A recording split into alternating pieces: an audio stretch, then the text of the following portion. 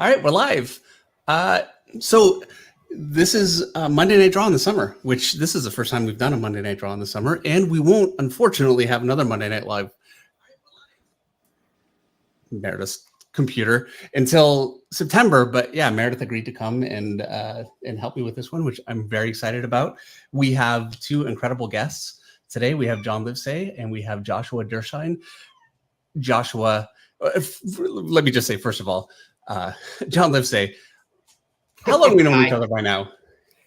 You told me. Do you remember when we first met? It was at Joe Weems' house, wasn't it? Was it not? No, that was your surprise that I was there. Oh, so where was it? Was it at Top Cow? No, remember we met at that Dearborn Comic Convention in like 1995 or 6? I do remember. That's right. Yeah. And I was complaining about the vellum, and you were sitting next to Wills.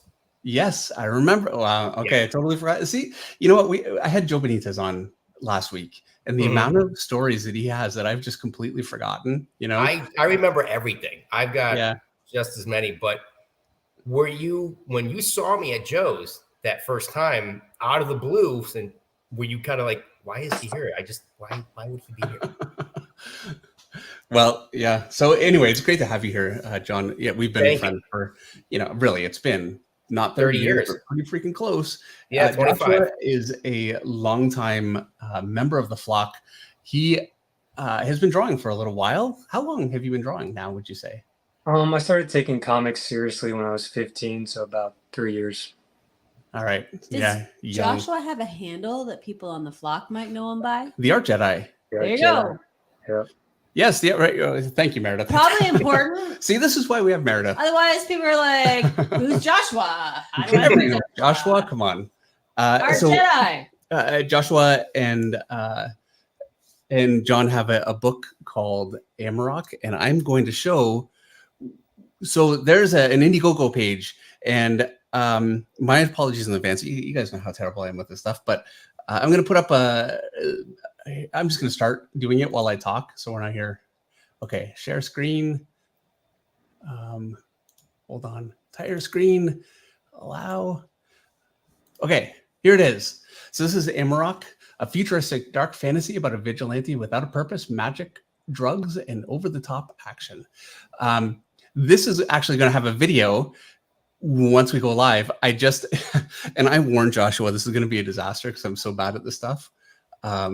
And he's making it live now. And once it goes live, it will have a video. Anyway, in the meantime, you can see some of the amazing artwork. It looks incredible. And just how much Joshua has come along in such a short time. Joshua has been learning on his own, obviously.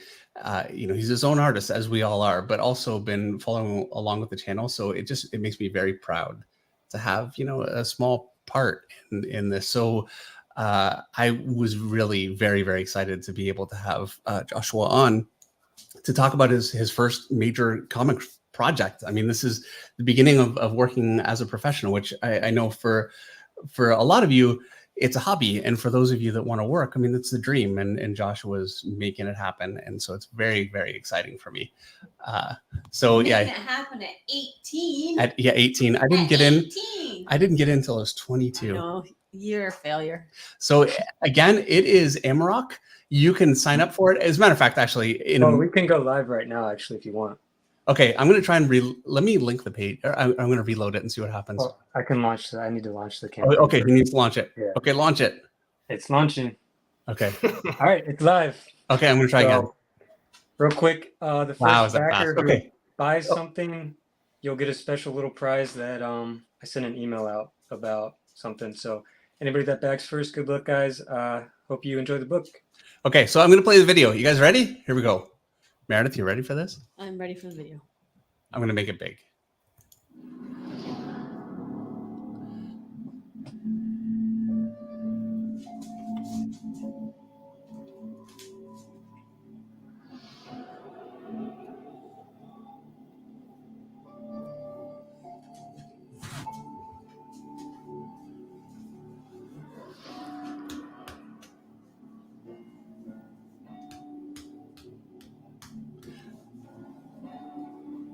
I can never find music like this.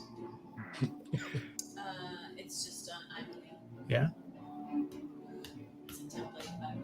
I used to find them for roads all the time. Sounds great. Go. Oh no. Oh, here we go.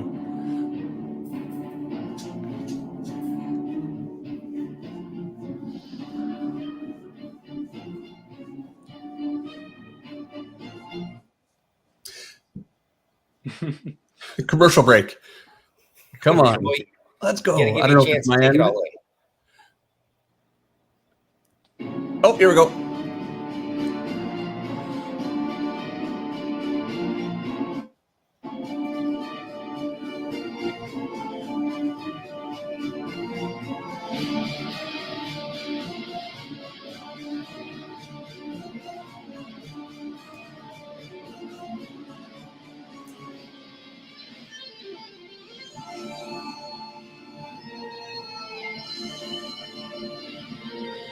I hope I'm not getting reverb because my speakers are, it's loud.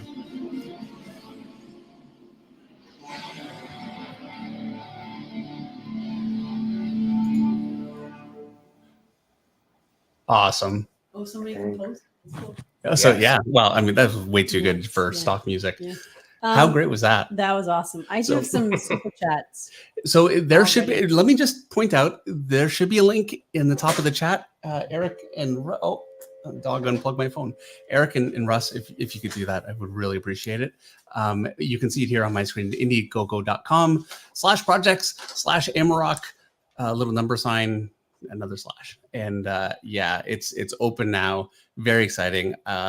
I'm not going to do it right now because I don't want you guys to have to wait while I do it, but I'm going to be supporting this one tonight. So let me find my way back to the stream. All right. Well, you do that. I'm going to read a couple super chats that we have. The first one is from Jamal Rashid for $4.99. Jamal says, "Hey, the vlog is back. Super happy to be here and super excited to watch the teaching at Best Bless the Flock family." Thank you so much. Thanks, it's nice Jamal. to see Jamal back. You know, I haven't seen Jamal for a little while. They come for you, Meredith. It's all about me, Dave. So Greg L. Static Art has a super chat for $4.99. It's all about me, Dave. yes. That's what I just said. Hey, Dave. Congrats again, Josh. And welcome back, Meredith. Thank you so much, Greg. Thank you very much. And Mystery Meat has a super chat for £5. Do you ever feel like you made a bad drawing in your professional work, going through a similar thing? And if so, how do you feel and what do you do? Okay, yeah. There's no such thing as an artist that hasn't made a bad drawing, or certainly felt like they made a bad drawing. There's no such thing as professional artist or any artist that hasn't made a bad drawing, not just felt like it. That's not as painful. The most painful is when you make a drawing that you love, and it feels like a step forward, and you grow from it, and you're like, oh, okay, I've reached a new level. Now you have to do another drawing and hope that you can match that. And when you don't, oh, that's the toughest. And yeah, I've had that happen so many times. Now, eventually you catch up to yourself, but that is very, very difficult. Josh, I already know who the first backer was. Who was it? Fragaboom. Really? Fraga. No way. You just awesome. let me know. I was just talking about Dan last week. I did. You know what? I'm moving my camera trying to do it. But I did a picture on the image paper because I had Joe Benitez and I was drawing his character. So I thought, I should break out the image paper. And I have a limited supply, courtesy of Dan Fraga. I have a few sheets left. I don't have much. I barely have any, but that was the best board. So Amarok, how did that come about? So I think we all like to make up different stories when we're kids and they eventually either phase out. But in my case, it's actually something that I wound up coming up with in middle school. And as I've gotten older and as I've started getting better at telling stories, I've sort of developed it and brought it to where it is now. Because it initially started off very, very different. But I think as I've matured and grown as a person, the project has matured as well. And yeah. You know, that really reminds me of Eric Larson, who created, now he was much younger, but he created Savage Dragon when he was a little kid, you know, and it changed over the years as he grew. He just, you know, altered his baby project with it, which is so impressive. The same thing with Spawn. Yeah. Yeah. And I've had a million ideas that have never been anything and never will, and I've never stuck with anything. But that's, these are born creators. I'm an artist. I love creating. It's not my passion as much as it is drawing, So Dave, I'm going to interrupt with a couple more super chats, if I may. One from Dan Lassard for $5. Dan says, "Good evening. I hope everyone is well tonight." Oh, great to see you, Dan. Thank you so much. I'm trying to fight the dog off my computer here. Actually, I need to talk to Dan. Dan, I need to talk because I just finished a painting actually today at 4:00. I like under the gun. I got it finished, and I did a bunch of stuff that I really want to talk to Dan about. So, and Kevin Mandeville has a super chat. You're just such a you just go off on tangents. Has a super chat for $9.99. He asked the same question you did, Dave. Congrats, Josh. Very exciting. Can you tell us how you came up with the concept for the book? That's what you just asked. But Kevin Mandeville also asked that question. Only he super chatted it. So stop asking questions, Dave. Oh, come on. That's what we're here for. Well, thank you very much, Kevin. I'm sorry for taking your question. Zachary DeLoma says, "I'm signed up. Really excited to see the final project. Honestly, the art looked phenomenal." Oh, geez. The dog is going to end. My computer's going to end up on the floor. Yeah, if you guys ever want to look at the art, we could, at some point during the stream, we could pull up the page, and I got all the art so you could scroll down and look at it. But yeah. And if you have a link for that, actually, if we could maybe put that up. Oh, it's the same as the campaign. You just have to scroll farther down on the campaign. Yeah. Well, I'll tell you what. Let me get them laid out. Dan Fraga says, "Fragaboom for US for $1.99. I believe I'm first. Check." And he was. We agreed. First. And look at that. We have Dan here. That's great. Yep. Thanks for coming by, Dan. And hold on. Let me get through the super chats. Waiter Shush Hater has the super chat backed. Well done, you two. Atomic Art for $5.99. Back the project, and I can't wait to see the book in person. I'm so proud of my boy. I can't wait to see what you do, Josh. Keep going, bro, as I will. That's awesome. Actually, we were just talking about you, Tomic. Just before Tomic, did a trading card, so that'll be cool. What's that?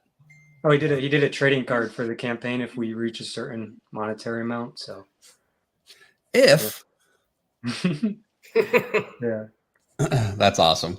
So you have Tomic Art. Who else have you got? I got Kenny Wang. Kenny's here. I know Kenny's here. I love Kenny. This is actually a little bit exclusive, but I know that Brett Booth and Viken Marion are going to be doing something in a few months. And Ryan Stegman's actually doing a cover too. So that'll be releasing later. But I got some members of the Flinch Flock to do some trading cards, and it's really cool. We're all around the same age, so we can sort of show off the future of comics. So if you guys want to support the future of comics, back this campaign. Well, and I think you're going to have a long career doing this, and this is your first project. It's you can never replace the first thing that you've done. And this is also, it's a creator-owned project, so it's not only your first work, but it's also your creation, which really makes it very, very special. I got lucky when I started. The first thing that I did some Cyberforce pinups. I did Ripclaw 1/2, and he was my favorite character, Ripclaw. So, not everybody gets that lucky. That's actually an interesting story. So we were just talking about Dan. Dan's the first person who ever hired me to do some work for him on his Rascal 1.5 book, but that hasn't come out yet. But he was actually the first person that sort of believed in my talent enough to, sort of giving me a stepping stool to the point where I can do this now. You're killing my story. This was the first. Right. It's the first one that I came up with. Yeah, well, I'm kidding. All right, he's roughed in. Hold on, I don't have a microphone. Fantastic. What happened? I don't. Well, because I got the dog on my lap. I'm trying to keep my computer from ending up on the floor with the dog on my lap. Panda of Rage has a super chat for $2. Panda says, "Got a tattoo of your amazing work. I'm honored." Awesome. I wonder what it is. And Michael DeFonte has a super chat for $20 US. Hello, everyone. David, I recently found out about a paper that some claim is close to the good image paper from the past. It's called Eon HD Plate Comic Art Boards. Inkers are swearing by it. Have you tried it yet? Eon HD. Eon, E-O-N. Yeah, I got that. I'm familiar with Eon. Plate Comic Art Boards. Comic. Is that the I'm writing this down because I always forget. Now, I've used Eon paper. Well, you guys can see that I wrote it down. I'm not used to having my whole screen up here. Normally, I've got the chat over there. I've used Eon paper before, and I hated it, truth be told. But I used every brand has their cheaper and their better product, and I used stuff that somebody had come up with at a convention. It was very bad. So I'm actually very curious to see how their higher quality stuff is. All the stuff I've inked on that over Brett Booth it's been fine. So it's always been okay with me for the times I've done it. How would you compare it to Strathmore? It's whiter. I mean, I really didn't notice any sort of like drag or lag when I'm pulling the quill across. So, I mean, I'm using the quill. I don't know. A lot of the guys are using, the pen like you're using. So, well, a quill is really the big test of paper, Yeah, and it was fine. I mean, Brett's one of the toughest critics, so he didn't say anything, so it must have been okay. Yeah, well, there you go. If it passes the Brett test or the Jimmy Chung test, it's good to go. They're both pretty tough. Well, they're just very specific, but well, they know what they want. Yeah. That's why they're very good. Yeah. Do you find working?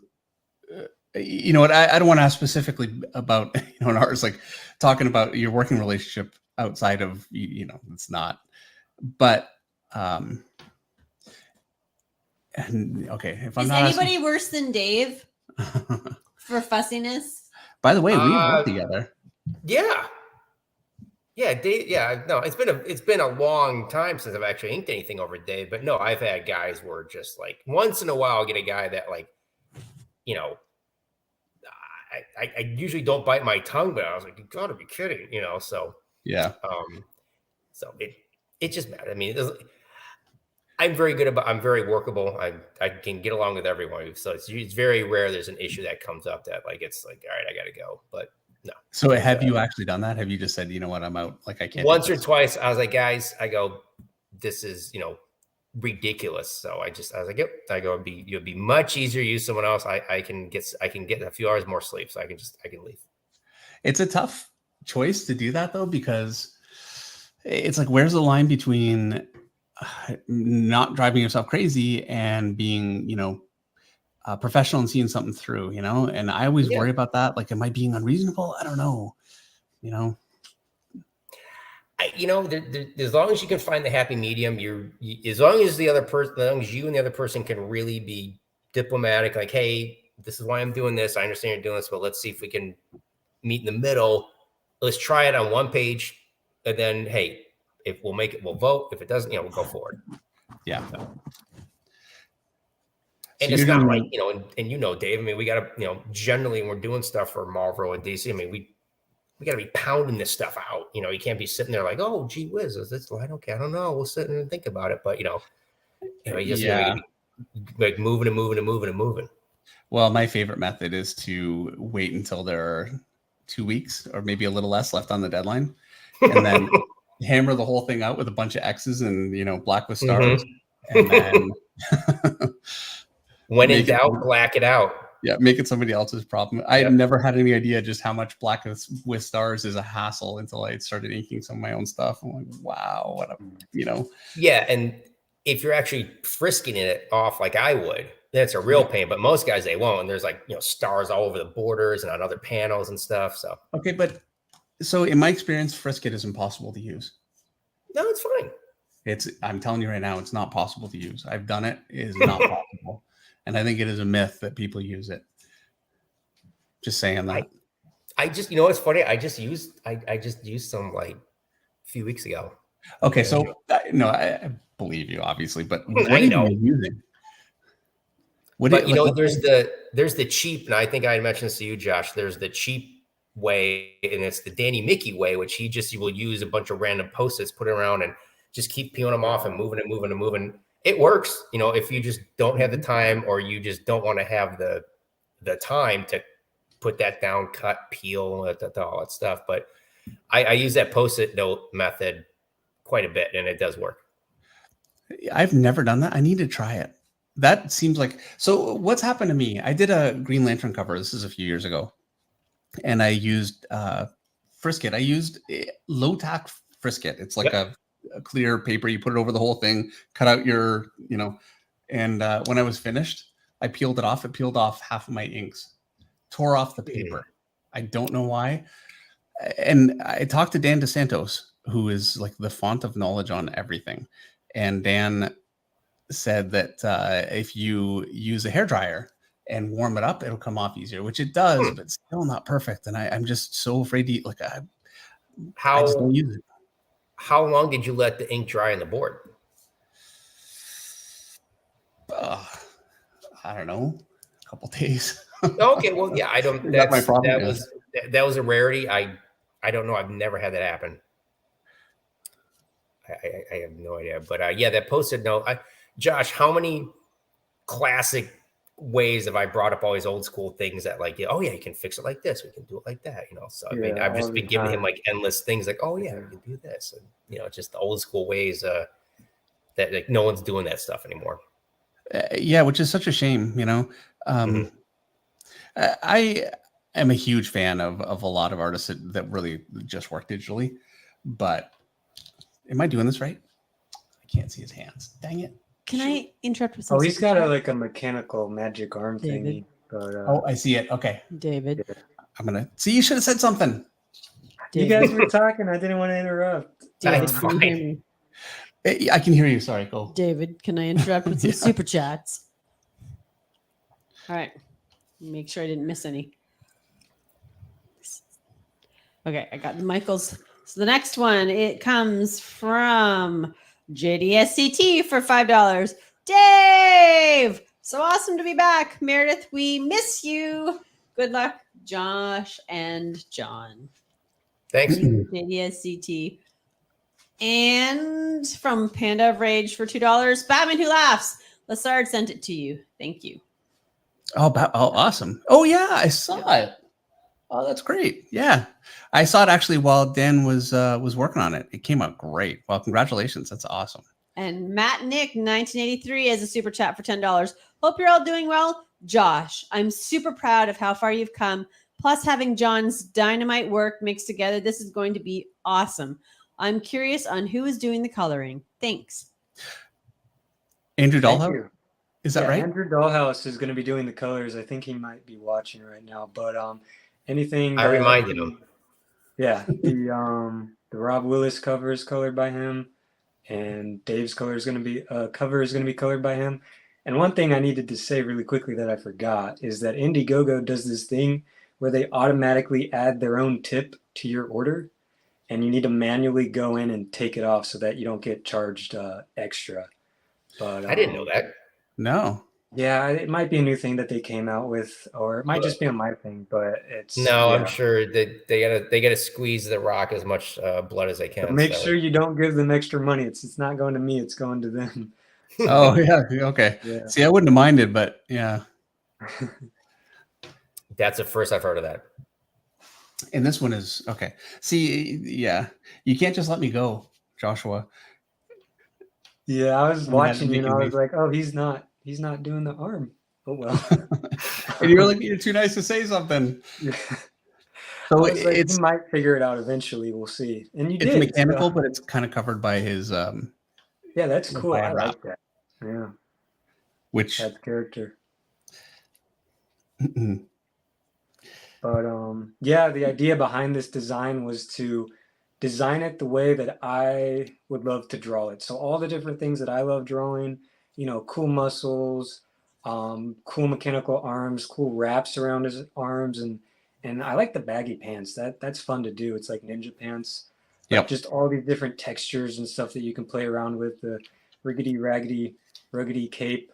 And it's just a really fun design to play around with. I'm really excited to show everybody what it looks like during in the actual book. And if you guys want to go to the campaign, it has all the art up for preview, and you can see what we've been doing. And this is really the book of 1,000 lines. Me and Dave and John were talking about it earlier, is that there is so many lines. We all love to put down lines. So this is some really high octane detailed art. But yeah, I hope you guys enjoy it. Yeah, absolutely. Dave, Dan Fraga had a super chat, Fraga Boom for $4.99. Dan says, please give the prize to number 2. Okay. I wanted to be the first out of my enthusiasm for Josh and this project. Number 2 gets the prize. That's awesome.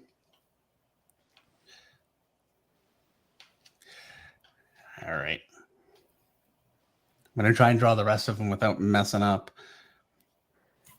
The problem is that, and I do this, Joshua, I end up, should I say Joshua or Josh? I keep saying Joshua. I really don't mind. You can say either. Just whatever you're comfortable with. I'm going to go with Bob. Okay, that's perfect. Dave and David. Yeah. Yeah.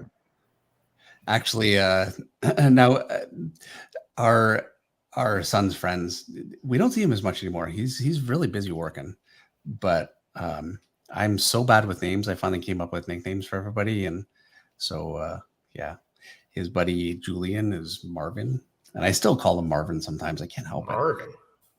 Yeah, I don't know. It just what popped into my head. Don't worry, Josh.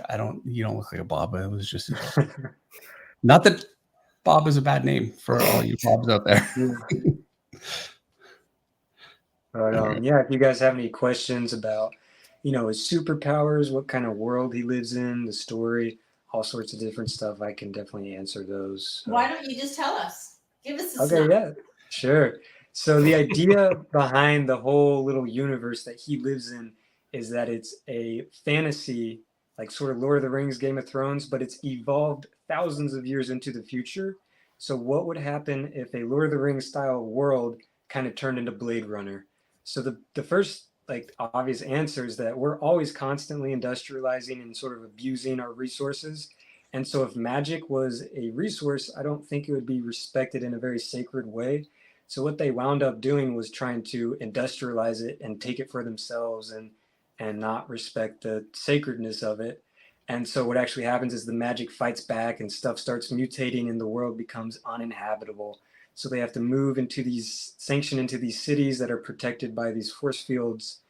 And so magic is now sold as a black market item. It's the highest valuable item in the city. It's actually a drug that once injected into the user, depending on their blood type and DNA makeup, it will give them a certain set of powers unique to that user. So what we see with Amarok here is that obviously he's gotten a hold of the drug, and what it did to him was it turned his blood into an energy source to power magical artifacts such as his arm.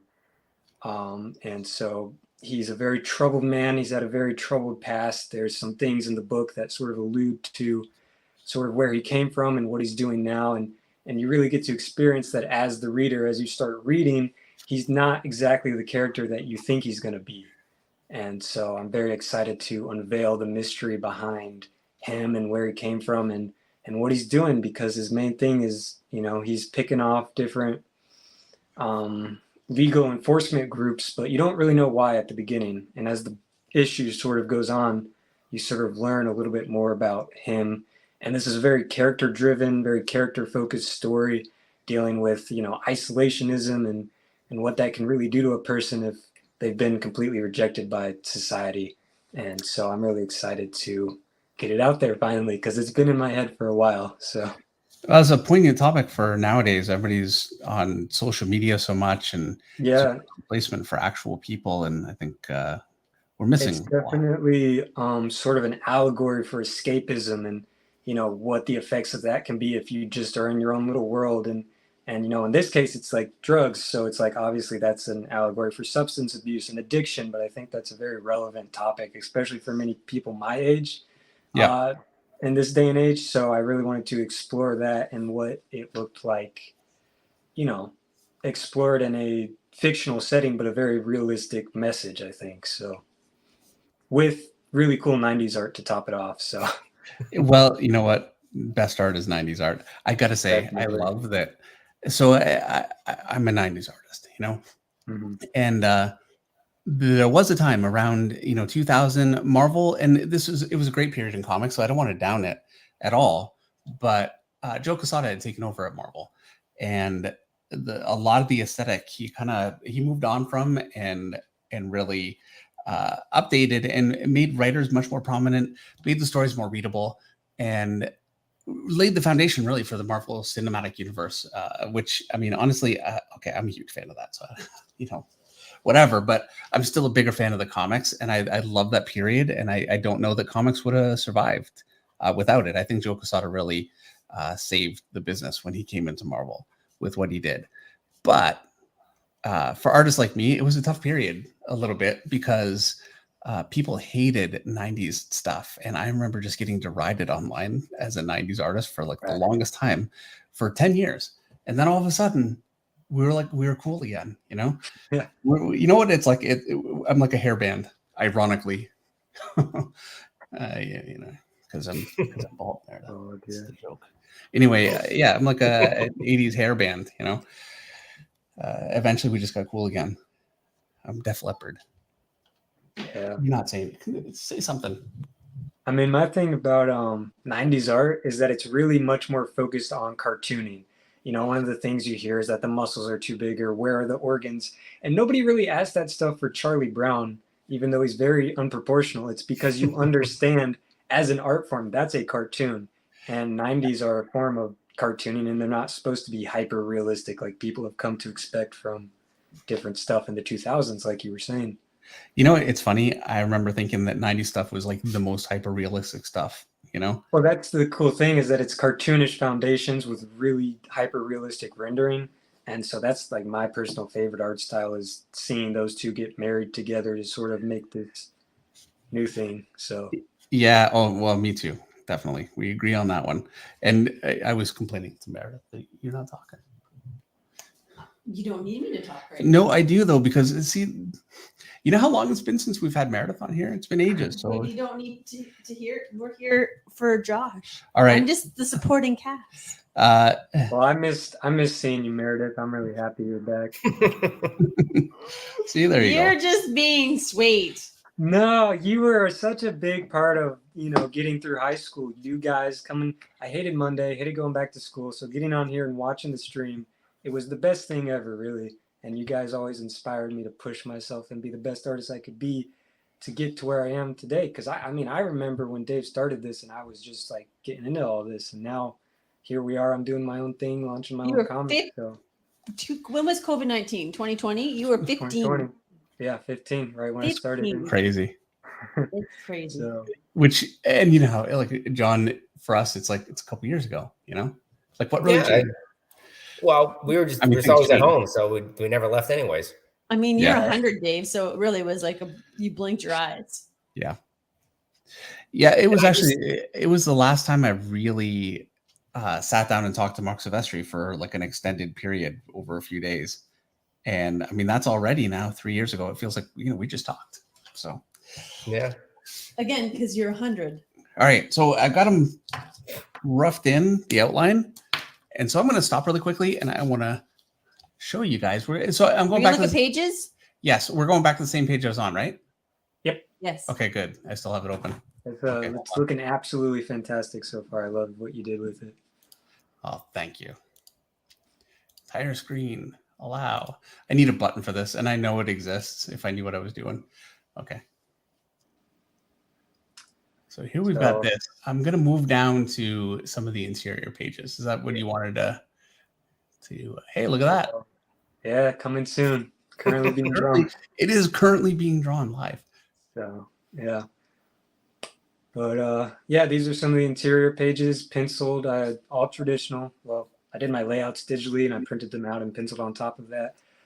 Trying to put as much detail as I can with it still being coherent to see, of course. And all the final art's obviously going to be inked up and colored, but I really wanted to show off the behind-the-scenes process of, how intricate pencilers really get with this stuff. And people love seeing the pencils too. Yeah. there's a quality with quality inks that I think it just adds so much. But there's something to pencils that, as an artist, it's just so nice. Raw energy at the beginning stage. So, but yeah, I've been penciling pretty tightly on this book. Lots of panels, lots of stuff. So, the book of 1,000 lines, and what I'm really trying to do with this project is bring the punk rock back into comics, because I really loved that era where everything was just sort of crazy and flamboyant and out there, and then hopefully tying it together with a heartfelt story and really kind of combining the two things together. So, I mean, you can see with the pages here, I'm just throwing a million lines everywhere, and I mean, keeping in mind my light sources and trying to do the double light sources and all that stuff. But, if Dave, I don't know if you remember, but I was a copycat from you for a while. But I've sort of tried to move on into my own style. Been looking at, Stephen Platt, Philip Tan, Mark Silvestri, really trying to get that highly line work specific style. And, something that it's funny because I do a lot of lines, but the way that you're rendering, I could not do. I tried for the longest time when I got to Top Cow, and I just could not pull it off. We're different artists, and that's where you have to do it enough to get to the point where you start to find out who you are artistically. And exactly, it looks like you're really getting there with it. And I know people really, really love the line work, so we are actually offering a black and white version of the book that you can get. That's just the inks, black and white, no colors. So if you guys want to look into that, it's I think there it is right there. But I think it'll be a really cool experience. Cool thing. Experience. Yeah. Experience the full splendor of Amarok in its rawest form, featuring glorious black and white art. Intense. You guys can beat this too. I don't know why I'm doing this to you. Intense cross-hatching and insanely detailed inks, exemplifying each and every painstakingly crafted detail. Very, very cool. Yeah, I like to write with a bunch of words. So, but yeah, this is gonna be really interesting. This is my first time, obviously, writing a comic too. So, should be interesting with that. I'm gonna try and get some different help so that it's not completely amateurish. But the funny thing is, before I wanted to be an artist, I wanted to be a writer, which is why this is so developed the way that it is. And now I finally have the skills to draw it and bring it out into the world. And I'm really excited for people to see it. So if you guys want to go sign up, buy it, actually, but yeah. Very exciting for us to be able to. I didn't know that we were going to be going live on the stream, actually. So I can't tell you how cool that is. It's very, very cool. Yeah, so, it is funny because I've had to learn how to deal with like all the business side with this stuff and promoting it every day. And so I've been saying, yeah, we're going to go live on the stream and it's going to be the launch stream. And you didn't even know, but yeah. So I warned Josh before we started that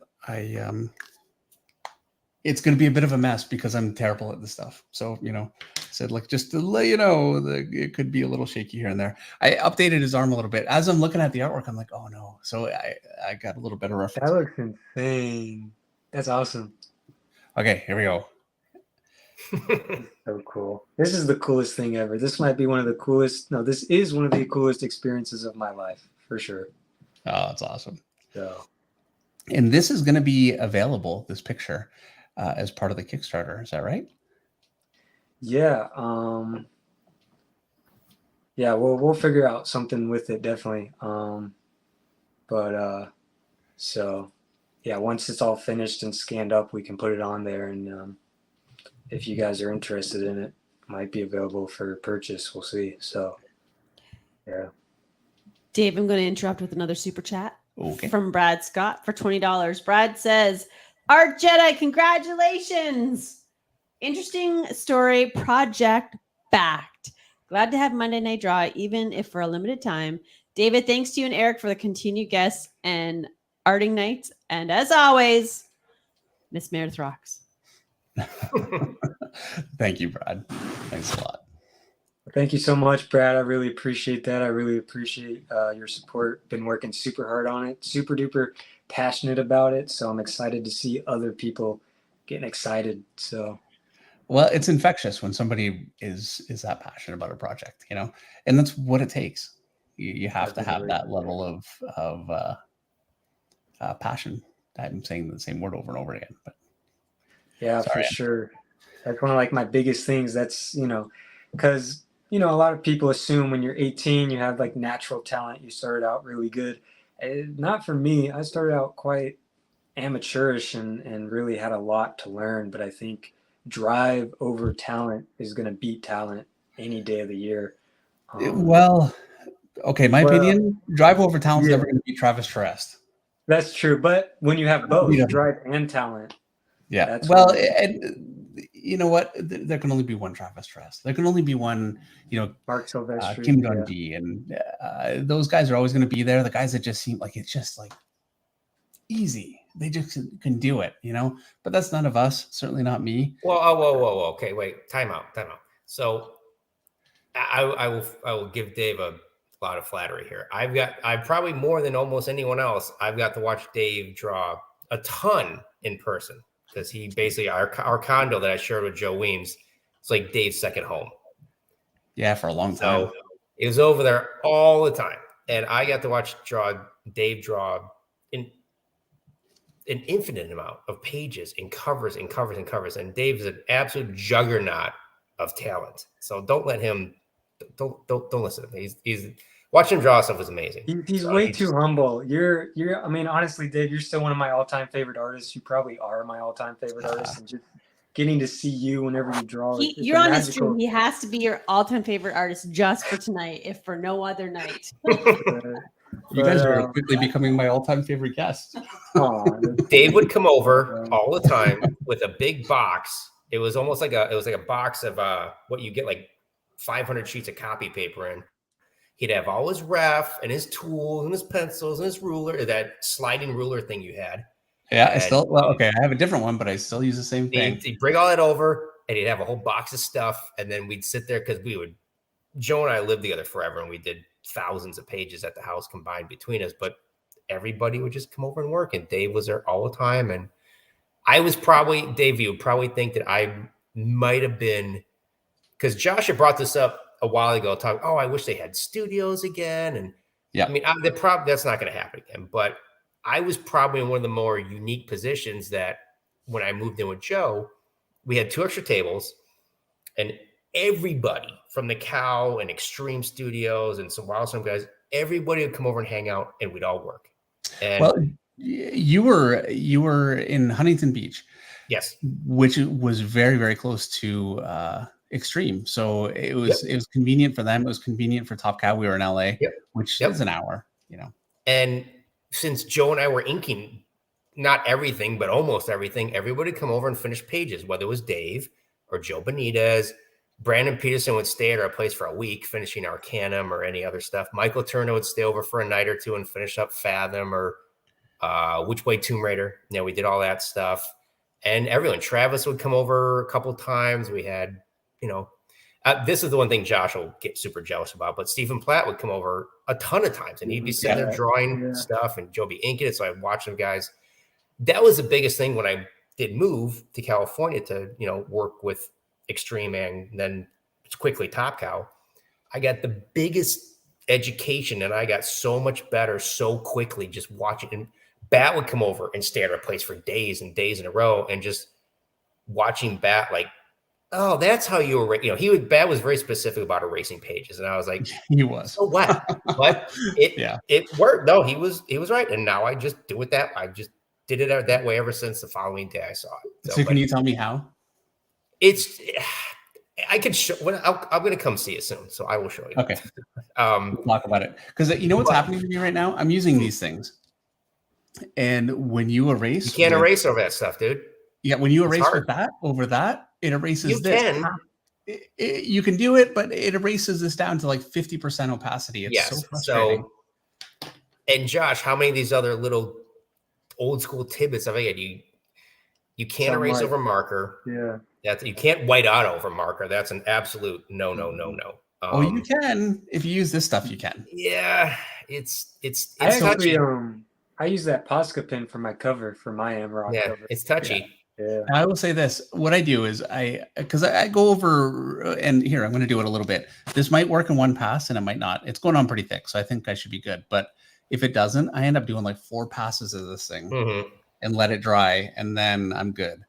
It gets to the point where the paper is so saturated, I'm dabbing it, because if I drag, it'll bring up the paper, Or the other thing, the other no is you erase before you fill in your blacks, because you're always going to take off. Like if you have large areas of blacks like that, they're 50, they're going to come up. It doesn't matter. You're going to have to go in, and I'm incredibly specific about making sure my solid shapes are as black as possible. And even like, I was just hanging out with Pacello, Chris Pacello earlier this year. And he's like, man, when I get these originals back, he actually thought I was printing the ink on the board. He's like, I don't know how you did it so solid. Like there's no gray. I was like, you got to go over 2, 4, 5 coats. You got to do it, and it will be as crisp as possible. Yep. Yeah. But yeah, we real quick. I just got Eric's messaging me during the stream. So Kizarilla or Corin Kaiser, really phenomenal artist. He said he wanted to do a cover, and I would absolutely love that so much. He's one of my favorite artists. He has this super energetic, really fun style. But yeah. Oh, that's great. So, yeah, I just wanted to put that out there. Awesome. Milton Aguilar says whiteout works really well. White Posca gets transparent and then smudges for me. So Milton, what you have to do is, first of all, you have to shake this thing a lot. If they're not shaken, they will come out transparent. So if that's happening, it's just not shaken enough. And then you need to do a couple layers, and you just need to let it dry. But yeah, if it's coming out transparent, it's just not shaken. There you go. All right. I have a super chat from Adam Meyer for $20 US. Adam says, hey, Dave, good to have you back, Meredith, Josh, and John. I'm on board with this project. Awesomeness. Just back this project. Cheers. Killer. Thank you. And look at that. You can say his name now, too. What do you mean? You were calling him Adam Mayer for how long? What's Meyer? Because of Oscar Mayer. Oscar Mayer.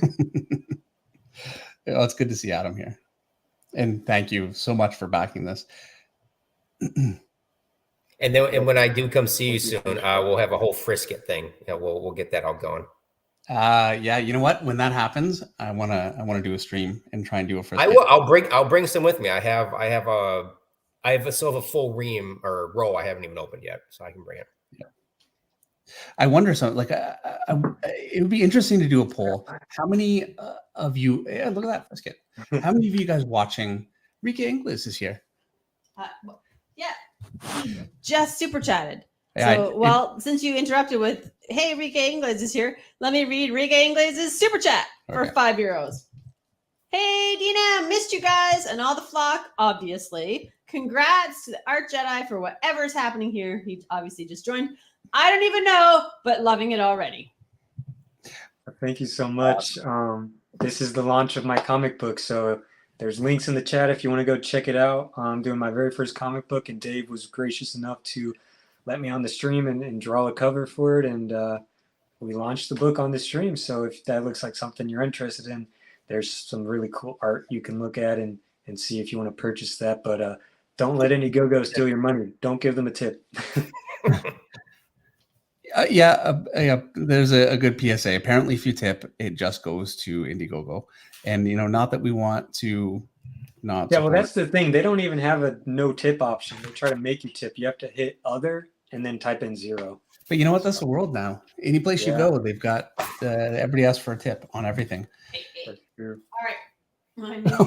Meredith's butting in before I start complaining. Let's just jump in there before Dave says anything. Oh, wait. Hang on. Some ink art. Hold on. Don't put it down. It's going to take me for here. He put it down. Put it back up. All right. So here's the actual original. I am like 95% done with it. I just got a little left to do. So it's there's a lot of lines. I don't know how close I am. A lot of lines. It's really cool to see. And he has all his nipples. Yeah, that's one of the big things. He's a shirtless guy running around with his cape. He doesn't have any, because actually, the interesting thing is that the Amarok is an Inuit word, a Native American word that means this. It's like this big, giant, lone, mythical wolf. And so I sort of wanted to try and imbue that culture in there with the Native Americans. So sort of giving him a more tribal tribal design I thought would be really, really fun, especially in this like weird Blade Runner cyberpunk setting, to have that fantasy element. Because my favorite genre is sci fantasy, and I just think it's like the coolest thing when you combine those two things together. Well, I'm so used to with cyberpunk and that kind of a whole Blade Runner aesthetic, everything being very like a Japanese kind of noir. So it's very interesting to go more like a native kind of a feeling. I think it's like can bring an entirely different kind of feel and look to it, which is very cool. Right. That's my main thing I want to do with this, is like bring a new look to the cyberpunk genre. And yeah, really excited. I'm interrupting with another super chat from Samuel Reyes for $10. Samuel says, congrats to Josh and John on the project. It's looking really, really good. At Dave Finch, how are your projects coming along? Any idea when Monday Night Draw will be regular again? And hi to Meredith as well. Hi, Samuel, and thank you very much. Good to see you here. My projects are coming along. They're coming along great. You know what? I'm okay. Slowly. Yeah, look, they're coming. I'm pulled in a few different directions. I'll say that, but having a great time. And Monday Night Draw will be back September as soon as the kids go back to school, which is around. I'm just gonna say, because I don't know which day will be Monday, but it'll be like the first Monday of September. And we're gonna hold it to that. It was very difficult to get Meredith to come back on here. I had to make threats. Meredith, did you get my text last month? John, I always get your texts. But then like I'm so busy. I'm like, oh, I think I'll go out to the house because I'll see them in the barn, and it's a pain in the ass to text on my phone because I'm blind. We don't swear on the show, so it's a pain in the butt. Jeez, man, not on here for like a couple of months, and all of a sudden on my phone. So I'm like, I'll do it in the house when I'm on my computer because I can see. And then I don't because I forget, because by the time I got to the house, 500 other things have happened. So I always get your texts, so John, I very much appreciate them. If Joe Benitez can come on this channel and not swear once. Wow, really? Oh, I talked to him a couple weeks ago, and he was like, he caught himself a couple of times, you know.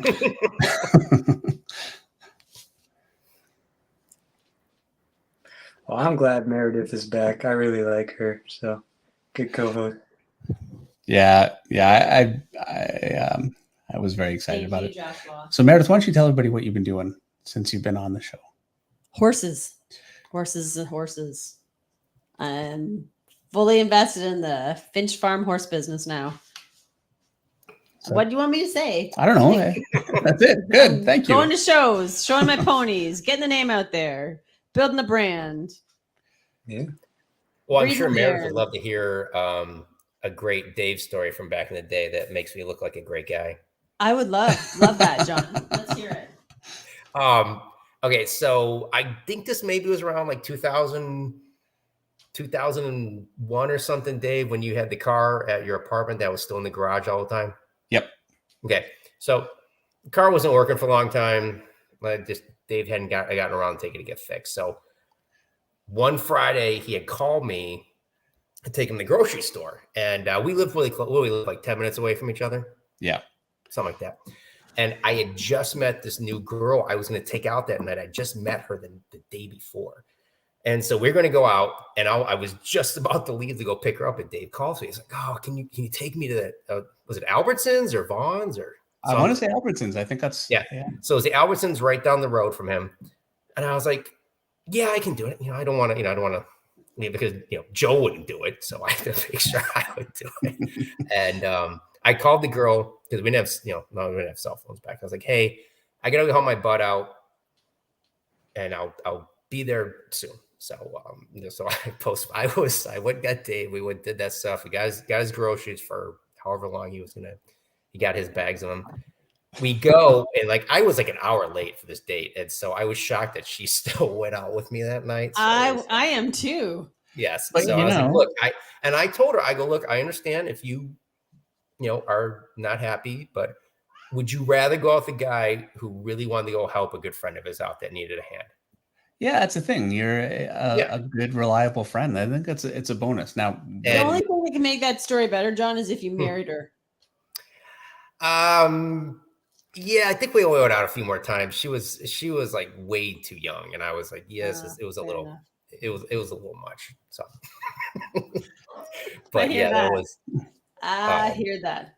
Yes. Right. So yeah, I literally met her the day before, and I had to I was like, yeah, I'm gonna be late. So. Yeah, I remember you telling me that at the time. Yeah, that was funny. Yeah, I didn't feel the best of it, But no, it was fine. I know. I mean, that Joe wasn't gonna do it. No, Joe, he wouldn't leave the house. No, he wouldn't have done it. So no, I always like to help out. Yeah, well, it was very appreciated, and not having a car in Southern California. This is in the Santa Ana area. For me, you guys were in Huntington Beach, which is right beside each other. You can't walk anywhere. Like, there's nowhere you're walking. So, yeah, it was good. All right, I got another super chat from Diviner before the dog trashes your office because the cat is now down here too. For $4.99, Diviner says, looking forward to the project success. Bought the Rob Willis cover. Looks similar to a manga series I read. Will the originals be for sale and where? The originals are actually up for sale on the Indiegogo page. So if you scroll down, you can get some original art. Now, the Rob Willis cover actually isn't for sale. He did have to sell it beforehand. But all of my art will be for sale. And, it'll have professional inks on top of it, loads and loads of detail. So if you're interested in getting the original or, looking at it, that's sort of like the first spot that I'll be putting it up. And then when I start going to shows, I'll probably bring some with me and we can do some discounts at shows. But yeah, so if you guys want to buy the original art and you are discounts. If you're a big spender, they're kind of expensive. So if you're a big spender, you first come, first serve as well. So you want to get there first so you can choose the page you want. Yeah, absolutely. If anyone's seen like the videos I've been putting up for what I've been doing, I only put 1,000% into every page I do. So, and Josh's pages are no exception because he has 20,000 lines in it. So I'm putting 20,000% into it. Sure. 20,000%. Hey, you gotta, every line counts. Every line counts. That reminds me, speaking of some of your inks, you showed me a picture earlier, and I don't know if you'd be willing to show that. Oh, yes. That we did together. Yes, I have it right here. So, okay. Awesome. Here, hold on. I had a creator book. Okay, go. So Dave was incredibly generous and did a cover for my creator-owned book, Slow City Blues, the other year. And this might be biased, but I think at the time Dave did this, this might have been one of his better pieces he had done in quite a while. I mean, it was just amazing for the grit that he was able to portray in this piece from the limited amount of reference I gave him. It was just, it was amazing. It was so much fun to do. Here is the actual book with his black and white variant. So I think there will be a link to show. I have the copies that I have left over from the campaign. So I'm going to be doing another second chance campaign for everyone who missed out. So anybody who orders or signs up will be getting a free black and white Virgin variant Dave cover. Every single person who buys the back. I don't know. I'm not very that good with these terms, but everybody gets a free Virgin black and white Dave Finch cover, and they printed great. They're perfect. I wanted to make sure we use their great printer. We actually use the printer that IDW uses. So I wanted to make sure that all the guys I got that did these great covers wanted to make sure the quality was perfect. So that's great. Yeah, it looks like a nice print job. Are you guys going to New York? Do you know if you're going to New York in October?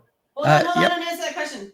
I have two things to say before I answer that question. Allison McGlone says hi to everybody. She couldn't be here tonight. What? And Other Minds has a super chat for $20, which follows into John's question. Howdy, Dave and Meredith.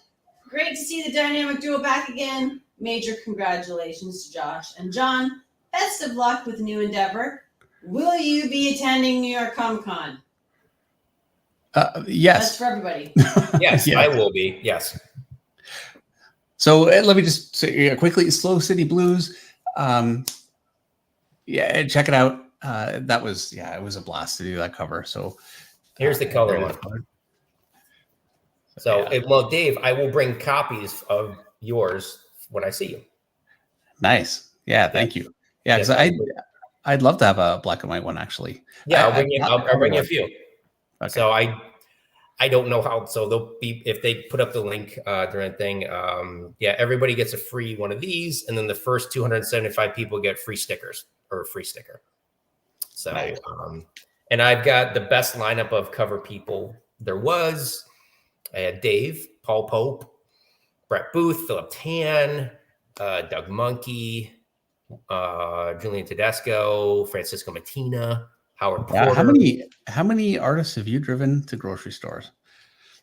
Just only you. We all owe you. Does Joe count? Or okay, yeah, no, he counts. I mean, he's a roommate. I don't know. Yeah, maybe not. We always made sure we had enough cereal for when Mike Turner came over and stayed over was dry. He'd always have to have cereal and check to make sure our milk wasn't sour, which I always thought was odd. I did not know that about Mike. I was, because I walked downstairs. I was like, "Why are you smelling the milk?" He's like, "Well, what if it's sour?" I was like, "Why would I have sour milk? What's wrong with you?" Yeah, give me some credit here. Come on. I'm like the healthiest guy. Why would I have sour milk? Yeah. I know. I'm safe than sorry. But yeah, so the best thing, before just a quick little end note on my thing, everything is printed. It is ready to go. So the campaign will go live in like a few weeks, but everything is printed and it will get mailed out in the fall. So there's no waiting for printing. I have all the boxes here. Nice. So everything is ready. But Dave was incredibly generous to save me at the last minute when I had another guy just bail on the cover. So I saw him and I was like, he's like, "Oh my gosh," he said yes. And then like 3 weeks later, the cover showed up, and I couldn't believe it was so fast. Do you guys hear the subtext in that? You know what that means? That I was not even like second choice. I was. I hadn't seen you in forever. You were the fill-in artist. You were my first choice. No. I hadn't seen you in forever, right, Meredith? When I saw you guys at that show, I hadn't seen you in years. Yeah. Oh, he's digging now. Art, I'm going to save you with a super chat, John. Artsy Bible Nerd has a super chat for $1.99. Artsy did not make a comment. I don't see a comment. Well, here it is. What reference? Here, I'll do this one. What from Artsy Bible Nerd? What references do you use besides Bridgman? Let's direct that one to Joshua. Yeah, actually, we'll both answer that one. You want to go first, or you want me to go first? You go first. All right. So I learned everything I know from Dave in his little roadmap, pretty much. So he said, start out with how to draw comics the Marvel way. I got that right here. Yeah. Then I supplemented Loomis in for this guy called Michael Hampton. So instead of studying Loomis, I looked at Michael Hampton because his stuff made a little bit more sense to me. He's got this really good chapter on gesture and then adding construction to your drawings and really giving this energy and as well as, the fundamentals that you need to know of how to build the figure. And basically, I just learned from that. I applied different methods that Dave taught me. Obviously, I got a big pile of books. So always try to buy books and learn all that you can. I got my big Bridgman book right here. There it is. Yep, there it is. Learning how to draw that way, but also trying to apply the methods that Dave teaches in all of his videos, because if you really watch those and then try to apply it to your own art, and a big thing is always study comic artists that you like. So, and try to really break down and construct what they're doing. And Dave, I know you're a huge advocate for that. And so that's my different learning resources that really got me to where I am. Always be soaking information in from everybody you can. Basically, you got to be really hungry to learn it. Otherwise, it's not going to happen. So yeah, and learning from any one source. There's a risk of being like you're ending up with a style that's too close. That's not such a terrible thing because you outgrow that pretty quick. Most people do anyway. Mm-hmm. So I never worry about that too much as you magnify the mistakes that artists make, and I've got a long list of mistakes I make with every drawing. And if you're only learning from what I'm doing, you're going to take those on. So it definitely is a good idea try some of those different things. Excuse me. I have to admit, I just want to say quickly, I didn't know that book by Scott Hampton. Is that right? Michael Hampton. Michael Hampton. Scott Hampton is a comic artist, a painter, I think. Yeah. So yeah, I'm gonna have to check that one out for sure. Oh yeah, it's fantastic. Ryan Stegman, he really recommended it to me, so super glad. And drawing Force, that's a great one. Drawing with Force. Oh yeah, I think I've got that Michael one. Mathieu, Yes, or something. Yeah, got that one. That's a great book. He's really great stuff on gesture. But before you go, I have to say mine. So there's Bridgman, obviously. That was the one you started the question with. There's Loomis is a very big one for me. How to Draw Comics Marvel Way. And the rest is all me stealing things from other comic artists. Frank Frazetta is a very, very big one for me. Mike Mignola, Alan Davis, the Kubert brothers, Mark Silvestri, my favorite artist for years and years and years. I go back and forth with him and Simon Bisley, another huge influence for me. And yeah, I'm don't forget Kevin Nolan. Kevin Nolan. Thank you. Yeah, Kevin Nolan. Dale Keown. See, yeah. Travis Trest. Yeah, I've got my list for sure. All right, go ahead, Meredith. All right, I got a super chat from Aiden814 for $10 US. Aiden says, "Hey everyone, I was lucky enough to get to talk to you, Dave, at AwesomeCon a few weeks ago. Oh, nice. Yeah. Your work on Moon Knight has inspired my art in so many ways. It was awesome to have you sign one of my books." Well, thank you very much, Aiden. I really appreciate it, and thanks for coming by. I got another super chat. Oh, if I can get it, the dog's in my computer. Hold on. Okay, here we go. Darmax has a super chat for $5. I personally recommend figure drawing for concept artists. Do you have this book by any chance? I do. No. Have you heard of that one? I'm going to write that down too. Hold on. Yeah, I need to check that one out. Actually, I've got two. I need to write down yours too. Oh, no. So I was painting all last night, and I had paint all over my desk. I cleaned everything up. I had to run upstairs and clean paint off my hands before we could start the stream. I just did it again. So, all right. So it was, I'm sorry, Mike Hampton. This is why I need to write it down. Michael Hampton, figure drawing, design, and invention. Michael.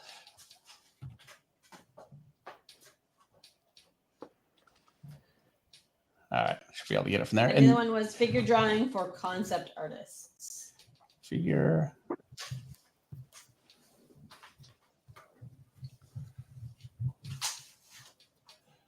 Well, I can't write. I really can't write. Okay. I'm going to check those out.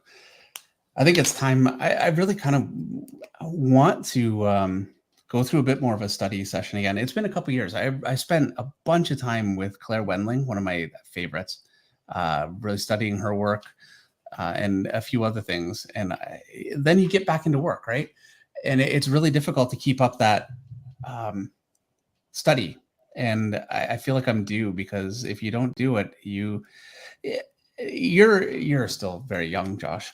So you haven't gone through this yet, but you start to devolve. You forget things. Right. And I don't want that to happen. So I don't want to ever have to get a real job, you know? Me too. That's the main thing I said getting into this. I don't want to get a real job. Let me draw pictures all day. Yeah. Josh, so, what did I tell you last week? Don't turn into an adult. What did I tell you last week? It's too much nonsense. There's too much nonsense that goes on. Well, it's very easy to get bitter. And I've seen a lot of that, you know. I know. No, just in general. I'm not even talking about this. I'm just talking about in general with just doing grown-up stuff, like not even comics. It's like just make sure you take it slow. Well, see, in that case, I've never grown up. I've got Meredith to, you know, be the adult for me. Yeah, well, I have my wife to take care of most of that stuff, but it's still a lot to do. Yeah, see, the problem is that now Meredith with the horses, she's so busy with that. David's having to adult himself. A little bit, yeah. I'm having to actually take some responsibility for my own life here and there. He's having to answer his own emails. Not the most fun. So if you email and you don't get a response because Dave doesn't respond to his emails. I do respond. You can't be as bad as Travis. You know, I don't know, but I'm going to guess probably not. All right, I got another 2 super chats here. One from Greg L. Static Art for $9.99. Greg says, I've been having the issue where with certain things reference doesn't seem to help because I just can't replicate what I'm seeing. Anyone have that issue? And if so, how did you get past it? Okay, well, I'm just going to say I've absolutely had that happen. I find when I look at an artist that or something that's really foreign to the way that I normally comfortably think, and sometimes just a pose where I think, wow, it's a really cool pose. I want to try something like it. And I just fall on my face. And I think, how many years have I been drawing figures to not be able to do this? But it's so easy as an artist. And this is why you have to keep studying all the time you just get a shorthand. This is how I do this. And this is how like this kind of lighting on a chest. You know how many times I've done that now? Like it gets easy, which is, you need it to be in order to meet deadlines, but it's also a real trap. And so, yeah, I've had that happen a lot. Anyway, I'm making this whole, sorry, Meredith, I'm just going on now. The way to get around that, in my opinion, is anything that you do, you need to break it down to the simplest shapes you can. There have been periods in my career, and I do this from time to time, where I just can't draw. I don't know if that happens to you, Josh, but I can't draw. I don't know what happened. Like I woke up in the morning and it's just beyond me. And so I end up actually breaking figures down to robots almost, and just like, parts. And I just find that for some reason helps. It's a stupid thing. I don't know whether I recommend that, but helps for me. And so whatever it is, I would say breaking things down into really, really simple shapes and only worrying about detail once you have your basic construction established. And especially copying something or looking at something, the tendency is to try to do like a variation on life drawing and not use your construction the way that you should. Yeah, that's one of the, sorry. No, go.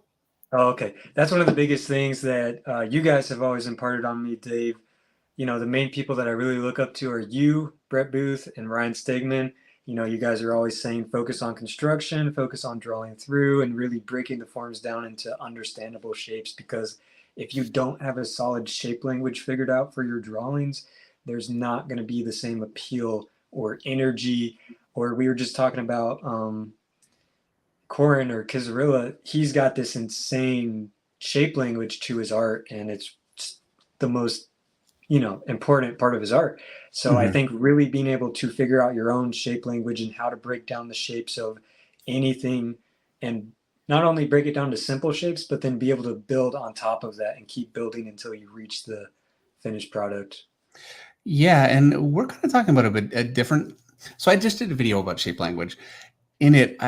And there's so many different definitions, for what it can be. It can be like broadly, and somebody actually in the replies, I need to reply to the replies, but somebody mentioned that's a term that is used a lot in animation. And I think that's kind of more what you mean, just, overall gesture and like a feel of an overall figure in a broad sense. The video that I did was more of like a, something that you'd be very familiar with, John, with line quality. And, yes. So yeah, that's really what that was. Anyway, I didn't have a point there. Sorry, go ahead. Right. I'm going to read a super chat from Van Raven for $10. Van Raven says, I randomly found out about this project about 2 minutes before the stream went live. I was sold on the art, but as a cyberpunk and fantasy fan, I already bought into the campaign. That's awesome. Thank you so much. Thank you very much. Yeah. I have a feeling this is going to do very, very well. I'm hopefully, fingers crossed. I got a couple more cyber chat or super chats. Let me read them. Dan Castelli has one for $1.99. Welcome back, Finch fam. How's my chicken? Your chicken is fine. I lost one this week. Tari Oe has a super chat for $1.99. Monday Night Draw. Yeah, it's been a while. And Atomic Art. $5. Drawing comics is our job, Dave. And don't worry, we are not coming for your job. You guys are too cool. LOL. Also, Tom Fox Draws book is great too. Tom Fox Draws. Okay. Hey, hold on. Yeah, we lost a chicken this week. Yeah, first time. She didn't come in for night check. They free roam all day, and it's never been an issue. And Unfortunately, only a few of them actually have names that they get called by, and Cinnamon is gone. Yeah, it was very sad. I'm assuming it was a hawk or an owl because there's no sign. Yeah. What's that, John? Dave, so what back in the day when we were at the Cow, what was your craziest deadline that you dealt with, for your time there? I remember it was on Cyberforce for sure. I can't remember what issue it was, but I don't know what happened exactly. Part of it was I was new, so I was slow, and they were not willing. I mean, that was a monthly book. It needed to be monthly. I mean, it was the book that launched Top Cow, so that it needed to come out. And I remember being at the studio, and I think I had been drawing for about 2 days without sleeping, for nonstop. Mm-hmm. And I got to a point where I was drawing. It was a background with a bunch of buildings, and then I was drawing a train, and I mean, it wasn't a coherent train, but that's what I was drawing. And I kind of woke up and went, "Whoa!" Like I'm just sitting there drawing a train instead of a building right now, and I don't know what happened, but yeah, I was drawing asleep. The only time I've ever done that. Right. Yeah. I'm pretty sure mine was when we were doing Darkness 11. And that was the big issue. That was yeah, so I remember that. Yeah, and somehow I just whatever lucked out or good fortune, I ended up inking half the issue over Mark, which is even crazier because there's no reason I should have been doing that at that time, but it just happened. And it was a free for all for anyone who's trying to get pages because they let it slip that we knew what the sales numbers were, and it was the best selling issue of the whole year for the whole industry. And just doing a couple of pages, your royalty check could be pretty nice. So. And I somehow got 11 pages. I got half the issue, and they were all Mark pages. And I stayed up for 51 hours straight, and I finally just couldn't do it anymore. And you remember our studio when we had that little second level area. I knew if I went upstairs and laid in my bed, that was it. I couldn't get up. So I laid down on the floor, took a 20-minute nap, and I told Joe, in 20 minutes, get me up. If I don't get up, just start kicking me and I will wake up. And I did. He came over, he kicked me twice. I was like, all right, I'm up. And I just got up and threw some water in my face, and I went right back to inking. And that was maybe like, I was like, I don't even know how I was even seeing clearly at the time, but I just was doing, and it was more nerve-wracking inking Mark. And do you remember what size we did those pages at? Oh, I do. So there was a period at Top Cow where it was so common. We were drawing. So like this paper here is 11 by 17. Finished comic is 9 by 12. Basically, it's half size, whatever it is. It's half the size. So it gets reduced. And Mark, Brandon. Well, and I did it too before. But I think Brandon was the one that really pushed it. Yep. In order to meet the deadline, you just draw the page half the size. And when you draw half size, it takes you a quarter of the time. The bigger it gets, it's like exponential how much time, certainly for me, it takes to draw. And so, they were all done half size. And so that actually, you'd think, hey, for the inker too, that makes your life easier. And it really didn't. No, because now it's your job to make a finished looking page out of something that was done half size. And so it's much harder. There's no reduction safety. So when you do something 11 by 17, you get the whole thing of like, everything doesn't have to be so microscopic thin because it reduces, it all comes together. And that was taken away from us. So and it was so nerve wracking doing those Mark pages so tiny. And I was like, oh my God, let's do it. So, it was crazy. Yeah. Dave. Yes. I feel like it wouldn't be Monday Night Draw if I didn't ask this question. I don't hear you. How much longer? 40 minutes. Well, okay, let's rephrase that question. Meredith won't be here for 40 minutes. It's 9:20. I have till 10. You don't have till 10. We had this conversation. I'm up 2 hours past my bedtime. All right, fair enough. So when are you leaving? When are you finishing? Okay, 35 minutes. David, 30. Okay, 30. You know what? Here's what's going to happen. I'm going to finish in 30 minutes. When that doesn't happen, which it won't, Also, I have a horse I gotta go. I know you do. I know. So when you have to go, you go and we'll finish up and we'll be fine. We don't have Eric. That's okay. You know, because we were counting on you to be here. It's fine. Don't worry about it. Maybe Eric can come in. Eric's not available tonight. No? Okay.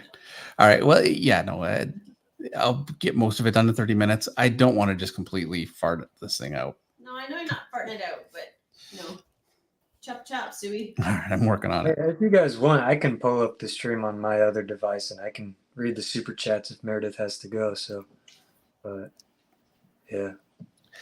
I don't have to go yet, but yeah, we got time. Yeah, whenever. And you're kicking me off now. He's like, get rid of her, man. I get this threat all the time. I forget what it's like. See, I love having you on here, and I don't want to complain because then you won't come back.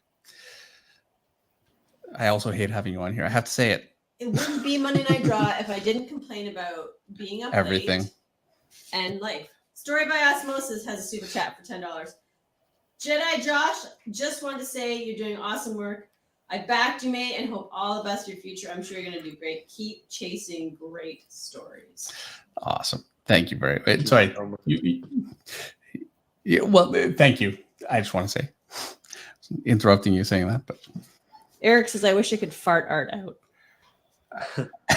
Yeah, wouldn't that be great? Oh, Eric. God love him. But yeah, if you're just hopping on the stream and wondering what's going on, we are launching a brand new comic book that I wrote and drew. John's going to be inking it, and we got a professional Marvel DC colorist on it, Andrew Dollhouse. So if you want to go check that out, there's links all over the chat. There's one pinned at the top. So anything you guys want to do, thank you so much for all the support so far. It's been really amazing, and it's been the coolest experience to see this come to life, especially so quickly. It's really the awesome part is that you started off with that arm and you didn't even know it was mechanical, and then you just completely drew one of the best looking versions of that arm that I've ever seen. So well, thank you. Yeah, I had if you want to scroll up a little bit farther, we got some covers on display. So I'm going to start all the way at the top. So we had a video. Yeah. And Meredith's going to shut me down, so I'm not going to play the video again. But Amarok is a book of 1,000 lines. Video. Just start drawing while the video's playing. Okay, let's play the video. Also, I just want to say, I like how Josh segued for anybody who was just joining the stream. I know, yeah, he's like better he at was this. the host. I know. Dave. Yeah. Well, I Picking did. up where you're falling down. I warned him that I'm not very good at this. Okay, I'm going to play it again. I'm going to turn it down a little bit. This time it got pretty loud, like crazy loud. Draw, monkey, draw. Okay, I'm drawing.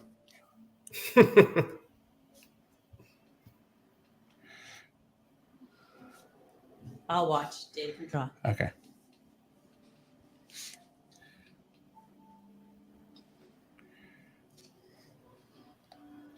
So the cool thing about this trailer is that I actually did hire somebody to compose it, and I hired a guitarist and somebody to do the vocals.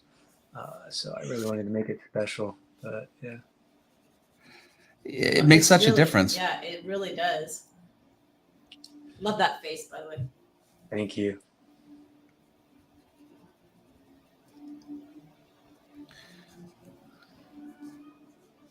So yeah, I wondered how you get music like this. You hire somebody. Yeah, you have to do it I right. hired somebody.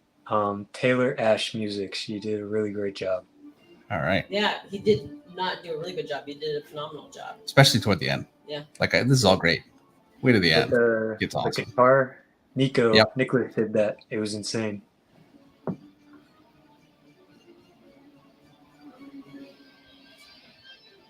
Okay.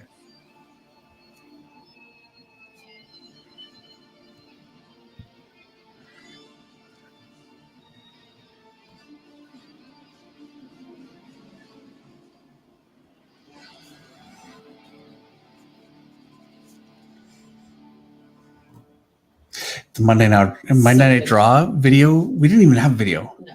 Next time, we need to do a video. Sean Jensen has a super chat for $19.99. Sean says, I think one of the coolest things about this, aside from Josh's work reminding me of Philip Tan, is the influence Dave's videos are having on the future of comics. Also, Bart Sears did some great lesson books. Thanks, Dave and Josh. Yeah. Okay. And that one I am familiar with. And actually, Bart Sears is someone that I talked to, actually, this is already toward the end of last summer. I asked him if he'd be willing to come on and do a stream. And he said that he would be willing to do it. And then, things have gotten very busy, and I was kind of waiting till the summer. This summer, I would really like to be able to get him to come on if he's still willing. So I'm going to be working on that one the best I can. So wish me luck, because for any of you that don't know, I know most of you do, but Bart Sears did Brutes and Babes years and years ago for Wizard Magazine, and it is one of the most influential things for me. And I keep forgetting to mention that.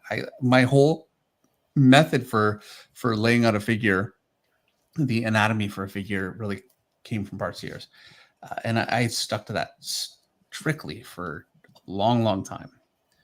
By the way, nobody heard the sound on that video. No, because you turned it down so low, no one could hear the sound. So congratulations. We talked about was how awesome the music was, and you killed it for everyone. No, well, if you guys want to check it out, you can go to the actual page. Themselves. That's right. Yeah, it's worth it. Definitely. We'll play it again before we're done, but yeah, I need to get this done too. But yeah, it's pretty surreal to finally have it all come out and all come together. And I mean, I'm not even just saying this. You were such a huge impact on my art journey. It's pretty poetic in a way that this is kind of where I started, and then this is where I'm launching my book now.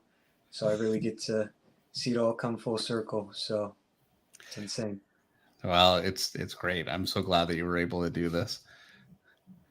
Yeah, really wanted to thank you. It's such a big honor, and very thankful for it.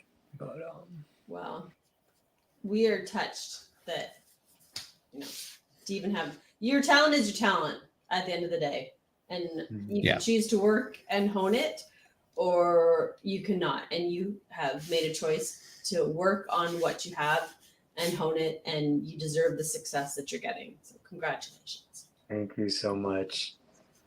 But yeah, again, if anybody's just popping on, this is a really fun story about a fantasy set thousands of years in the future in this sort of cyberpunk environment where magic has been industrialized and turned into a drug that, once injected, affects each user uniquely depending on their blood type and DNA makeup. And so one of Amarok's powers is that his blood becomes an energy source for his magic arm that can shoot lightning out of it and everything. So, and it's all done in a super over-the-top 90s style. So if that's something you're into, would really recommend checking it out. And don't tip Indiegogo. That's the thing we've been saying. So. All right, I have another super chat from Calvin Wycliffe for $5. Calvin wants to say, met you at Music City Multicon. How do you get through artist block? Okay, so I get artist block a decent amount. Like, I want to say, oh, that never happens, but like I come back from a convention and I find it can be a good day or even sometimes 2 days before I'm really kind of up and running. The other time I get artist block is when I have to lay something out. When I have to think. Let me put it that way. If I have to think, I get artist block. And so I don't really call it artist block so much as I don't want to work. That's really all it is. It's not artist block. You just don't want to work. And I'm not judging because I do the same thing. So, like really, we all get there. And no matter how much you love it, the thing that you need to be forgiving with yourself sorry, I'm talking in circles, but this is, especially when you're learning, an incredibly mentally taxing thing to do. And I find that with my painting right now. Every painting, I love it. I live for it right now. It's the greatest. It's also so much stress. I drive Meredith crazy. I'm grumpy. She wondered, she's on top of me all the time, asking if I'm shut up. Okay, look, I take Zoloft, right? What do you want? This is not new to the story. Yeah, I know. And yeah, so every time I get mad, she's like, you take your pill. I'm like, oh. Yeah. If you don't, yes, it took. Not fun. I took the pill. I'm just stressed out, and that can anymore because I know you're taking them. Right. That can burn you out though. It can. And so that to me is what artist block is. It's just it's not even so much a fear. It's just, to put yourself in that mental state to take that on and, try and slay the beast again is hard. You have to do it. I don't know of a method for overcoming it other than overcoming it. But, you know, Yeah. at least understanding what it is, it's not, it's, I think writer's block kind of works the same way, you know, just putting yourself in a place where you are ready to take on that mental challenge. And some people can go for ages with that, and some people don't seem to struggle with it at all. I mean, I can't imagine Stephen King has a whole lot of block. Right, definitely.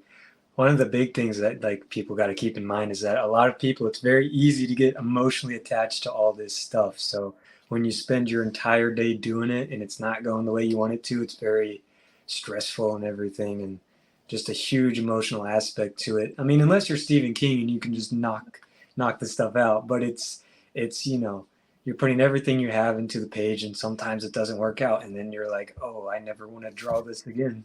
Yeah. So, why am I doing this? What am I doing with my life? Yeah.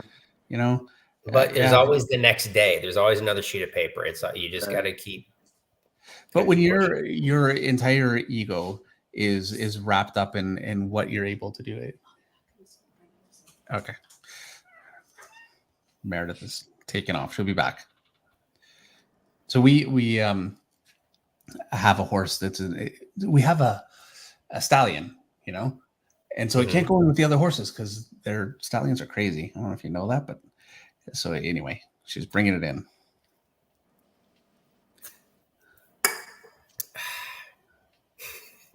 It looks great, Dave. It looks killer. It looks really, really good. Absolutely phenomenal. Yeah, we were just talking about talent earlier, and you were trying to say you're not one of the most talented artists, but look at that. So, well, really, thank you. Again, I can say I witnessed endless amount of stuff Dave has drawn, just sitting near like 2 feet from me back in the day, and you just would just do those. Remember the Muka phase? Oh yeah. Yep. You know, those crazy covers. Oh my gosh, yeah. No, it's just awesome. And you know, I lucked out watching him get to see all these guys just like do all this stuff, and it was like it was awesome. Yeah, super jealous of you. And I got to see your favorite guy, Stephen Platt, just sit there and just draw all that stuff out. So the awesome thing growing up this generation, though, has been getting to see the YouTube videos of my favorite artists. Yes, that is a massive difference. Yes. Yeah. And actually, YouTube's in some ways is kind of better because it would be very creepy standing over somebody's desk for the whole time they're drawing, you know? Like, well, I could literally just lean over like this and look. I remember wanting to watch like Jim Lee draw or whatever, but I was way too afraid to. And I mean, look, it's not like he was a terrible guy or anything. I was just so intimidated I couldn't just come up and stare at him over his shoulder while he was working. But now, go ahead. Now he's got a Twitch channel. You can go and watch him work. Mm-hmm. I had something not exactly the same with Mark, but one of the rarities of times I actually worked at the studio. It was the old one on the promenade, and I think I was helping out in Darkness 6 or 7 or something. And they asked me to come in like, oh, we need it in like now. So I came in to work, drove up, and you remember that the equipment there was not well taken care of, the tables and chairs. So I think I'm being kind. And I was sitting at the table right at the entrance of that little room. And it was so low to the ground. They broke the chair so that it couldn't be raised. So I'm on the floor almost, and that table was all the way down.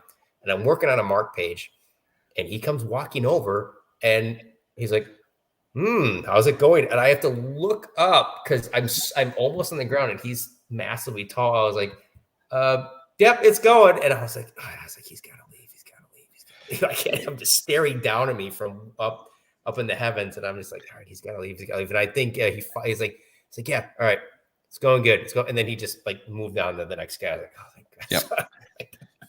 Yeah, he would go through and make his rounds, and I remember I hated it, because he would come by and he knows who he's talking about, he would point out what's wrong, and I dreaded it.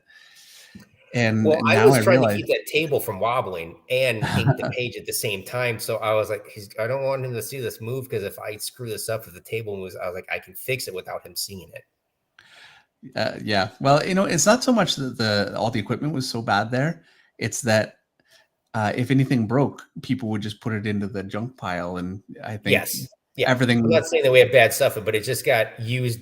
Everything got used quickly, and it just got used. Like everyone was like, all right, we got to sit down and do stuff. So yeah, it was a rarity. I actually worked in a studio. I think I only did it like 5 times, and we would just drive up at midnight and drop off pages before we had scanners. Yeah, I remember seeing you come and doing that. I don't actually even remember you working there, but I definitely remember you coming by. It was like for the 5 years I worked there full time. I think maybe I worked in the studio like 4 times. Like it was very, very. It was only on the craziest deadlines, and they're like Sony would say you have to come in. I was like, all right. I'm sure I'd remember it more if all my memories are, at your place working for days at a time. That's what we did, almost everything. And I remember they used to have like, remember the couriers would come down and drop off pages, and they'd send down pages and stuff. Before. And I was the one that got the scanner in 2002. I was the one that got it, and then Joe like waited forever to get one, but we had mine, so it was fine.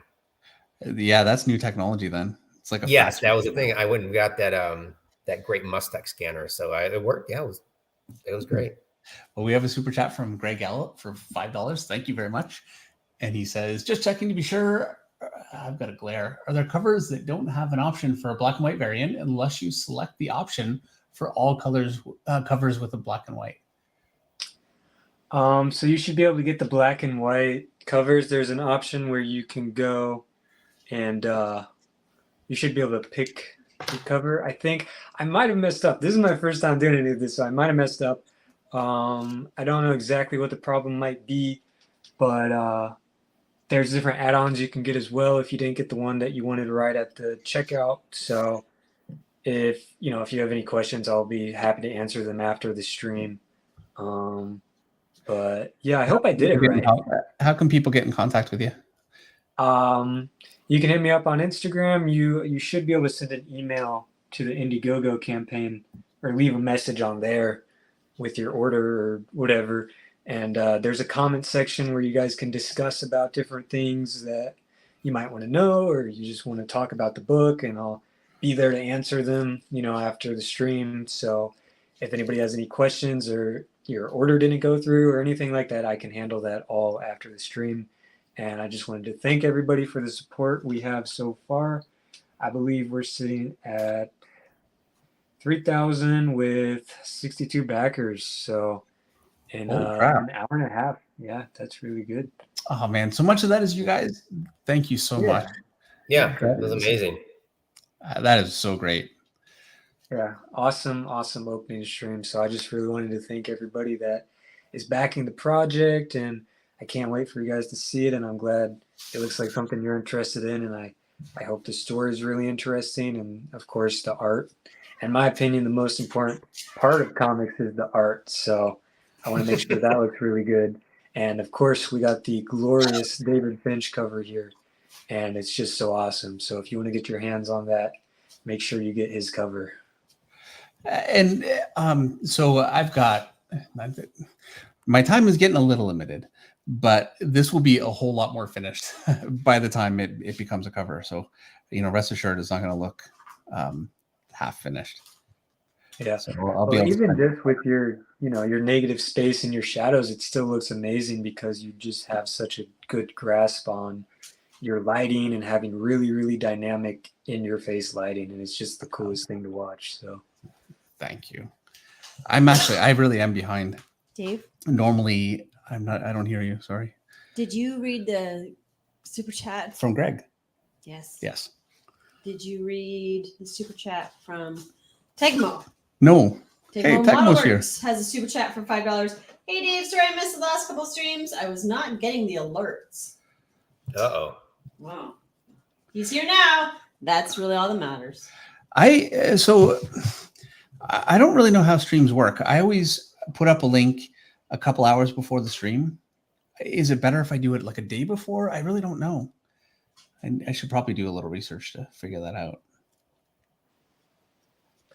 Yeah, I'm pretty sure if you do it a day in advance, it really gives people enough time to know when it's going to be and they can get to it. So, and there's people that watch this from all over the world, of course. So it's not, 9 o'clock for everybody in some worlds or some places it's 1 a.m. and all that stuff. So I also do bear in mind that so many people that watch don't actually watch live.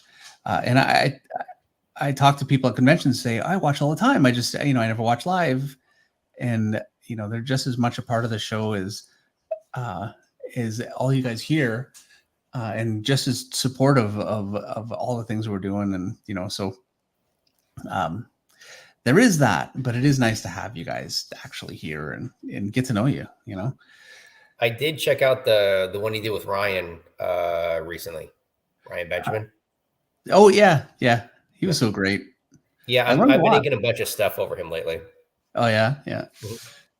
Yeah, I had a good time doing it. I for the first time did the tissue with some black. You kind of scrubble it in there and get the. Yeah, I thought it was a lot of fun. I'm going to interrupt with another super chat from Jim Klein for $10. Hey, DNM, I'm glad to see you streaming again. Dave, hearing that you had Mucha phase, is that right? Mucha phase. Mucha. Alphonse Mucha. Right. Makes me wonder if you'd be willing to give tips for drawing that style sometime. Art Nouveau is so cool. Oh, man. Okay, and thank you very much. Yeah, I wouldn't be so much against it. At the same time, I kind of stopped doing it because the amount of effort it took.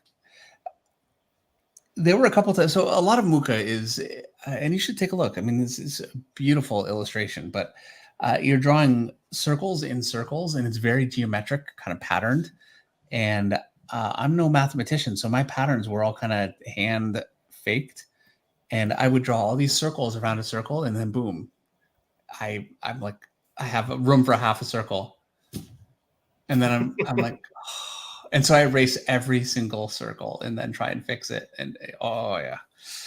And I'm no better at it now. It would be the same thing. So I feel like I'm probably not qualified to actually show you anything like that, to be totally honest. This, you know what? I was going to say a thank you to Russ Hicks for putting up my Instagram handle. Thank you. Dude, what are you doing? I'm getting a new pen. Hold on. Yep. So there's all different links in the chat. Walking away. Walking away for everybody. Sorry, my pens get dull, and I'll be here all night drawing. I'm just gonna make a mess of this picture with it. There we go. Look at the difference. Wow. So if you guys want to back the campaign, it's at the top of the comments. They're putting it in there periodically every now and then. If you guys want to take a look and see if it's something you might want to support, even just a few bucks really helps. And really grateful for the support we've gotten so far. And I think we're going to hopefully do something really special with this story and all the art and everything that I think will hopefully really resonate with people. That's sort of the main thing I want to do as an artist is really find something that somebody can look at and get a personal experience from, because that is the beauty of stories, is that it connects people everywhere, and it's the universal language that everybody understands and everybody gets drawn into a really good story. And it's something I'm really passionate about. So it makes me really happy that people are so interested in my story that I want to tell. And I couldn't be more thankful. So. Well, right now we're interested in the story you want to tell because the artwork looks so great. And the description actually really does sound very, very good. And to be honest, I think the artwork is worth the sale right there. But I'm you're gonna get a lot. You're gonna get a lot for your money. We're putting in a ton on every page. So anyone who backs this book is for sure getting their money's worth. So you don't see comics being made like that anymore. It's very, very rare now. That's the thing. After the 90s with the image revolution, they sort of took artists off the pedestal because they didn't want anything like that to happen again. You don't want another Todd McFarlane waltzing into your office. So, but they made artists such big celebrities and the drivers of sales of comics that when Image started, it really hurt Marvel for a very long time. Now, on the other hand, back in the day, it used to be that if an artist came along and connected with fans enough, you could double or triple the sales of a book, or even more overnight with the new artist. Now that's effectively an impossibility, which I think is a real shame. And they have no mechanism for doing that anymore. The only thing they can do now is slowly develop word of mouth, which it certainly happens for a lot of great books out there, or alternate covers or things like that. But, just the visceral kick of a new, fresh artist that it used to have on the business. It's a shame that we lost that. And the thing is that there are artists out there that are doing new, incredible kinds of things. Now, Sean Murphy is not so new anymore, Sean Gordon Murphy, but he's one of my favorites. Jorge Molina, we just had him on. He's incredible. Jorge Jimenez. That's right. Yeah. On Batman and other things. I think, there's some incredibly exciting artists that I think if this was back in the day, they would be driving sales on books in a way that they're not able. It's just not possible now. They are driving sales. I mean, I'm sure that a book drawn by Jorge Jimenez is selling better than a book drawn by somebody not as good, but not like it used to be, which is too bad. Hey, Josh, so the question, one of the things I saw in the chat was, so how many pages did we decide for the first issue? So for the first issue of Amarok, there's going to be 32 pages. Depending on the story, I might add in a few more, so it could be 32 plus. But yeah, we're starting out at 32, and I'm trying to stay under there. But I don't want to limit myself. It's like, oh, we got to stay at 32, and then I'm like, well, I need 2 more pages of story. So yeah. Do you remember the conversation we had a couple months ago about that? Yeah. Yeah. Okay. All right. I'm going to interrupt with a couple super chats. One from Greg Alstadegart for $4.99. Greg says, unsure if this is a realistic idea, but would it be possible for a video on connecting anatomy, like drawing a torso, then adding extremities, for example? Yeah, absolutely. I think that would be definitely very useful. The next one is going to be on mouse. That's going to be in... okay, I'm not going to say... or mouse, M-O-U-S-E. Mouths. On the mouth. The mouth. The human mouth. Anyway, that's coming up next. I don't want to just say when that's going to be, because then I will blow it. It's going to be soon. Sometime. But yeah, I blew it with the last one. Possibly after SD San Diego. Maybe if you're lucky before. Well, next super chat. I'm just skirting right over it. I'm not going to let you commit yourself. JDSCT, because I know how much work you have, has a super chat for $5. Hey, Dave, myself, Lance, and I'm sure others are wondering if you're planning to attend Fan Expo Canada this year. No, not this year, but I'm sure I'll be there next year, and I am heartbroken to not be there this year. It's such a great show. It's a massive show. I mean, I think it's there's San Diego, there's New York, and I think it's the next biggest show after that, and I have so much history with them. So yeah, I'm there every year, barring calamity, and unfortunately this year the calamity is just time. Yeah, I will. I'll give Josh some props for me, because he has been colossally patient with me. I've had a ton going on lately, and I never keep you in the dark. I always update you all the time. So he's been very, very patient with me. So everything will be finished soon. So. Well, I mean, that's the thing is that as much as I love drawing and writing, it is also I got to run the business part of this and market the book and get people excited and hyped up, and and then we got a delay, and then it was like, oh no, and then so I'm just thankful that everybody's here and supporting the project. And you're going to be the next Todd McFarlane. You're a businessman on top of being an artist. It's actually fairly unusual. Yeah, I've been trying my best. So, but yeah, a lot to keep up with. So, yeah, absolutely. Well, don't let it burn you out, but at the same time, the difference between success and I guess failure is being willing to do what it takes. Mm-hmm. It took me forever just to set up the campaign and get all the perks figured out, and there's a lot that goes into it. But I know Meredith has done that before. Yeah, I have never done that. I've done a campaign, but I had help. Right. But yeah, and then I had to edit the trailer myself and everything and sync it up to the music, and So yeah, hopefully we'll get to hear the music at the end of the stream. I won't turn it down. Yeah. But yeah, I've been working really hard on the art aspect, the business side, trying to promote it, and really trying to bring some new blood into comics. So my blood, but yeah. And I do have a few other pieces that Josh has sent me that I have here that will be finished soonish. That I think he's going to make available as well. Those will be available. So I have a couple other ones that'll be. Again, there's a lot of stuff on like I was gonna show it, but we'll save it for another time. But yeah, it's sort of awesome. But you have other options to buy some other pieces since he has not made his artwork available yet. But it will be, like I say, he's gonna have pages for sale from this and a couple other specialty pieces, and we're gonna do that Nemesis piece. So that is coming soon as well. Yeah, poor John. I not only did I put so many lines, but I put so many buildings because I really, definitely for the first few pages at least, I really wanted people to feel the environment and feel where the city is at. But so John, you felt the environment. Oh yeah, it's I got all the feelings.